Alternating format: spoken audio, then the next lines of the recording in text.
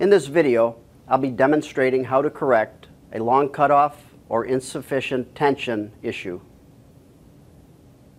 If the tool leaves a long cutoff or you get insufficient tension, there are multiple causes for that. Let me simulate the first one. Okay. As you notice, I have a 1/2 inch long tail and it says error number 6 tie-in tool. I'm just going to press the silence and the back button.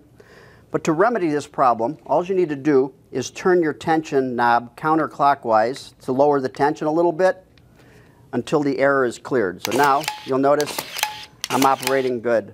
And that's how you resolve a 1/2 inch long cutoff problem.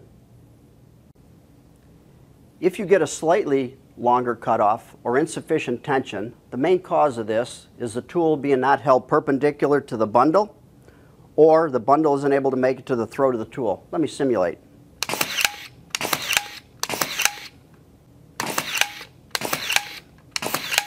As you notice, on these first 3 ties, I have a nice flush cutoff, and on these other 3 ties, there's a slightly higher cutoff.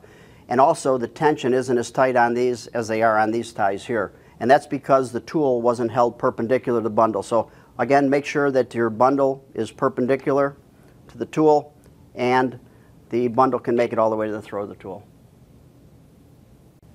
If you're using a standard PAT4.0 4.0 hand tool with PLT1M XMR cable ties and you're getting insufficient tension when the tension is turned all the way up, as you notice, these ties will move fairly easy.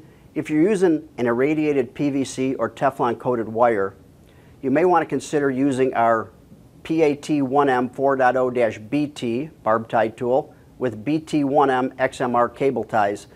Those are a higher tensile strength cable tie and they'll give you better tension. That should resolve your long cutoff or insufficient tension issue.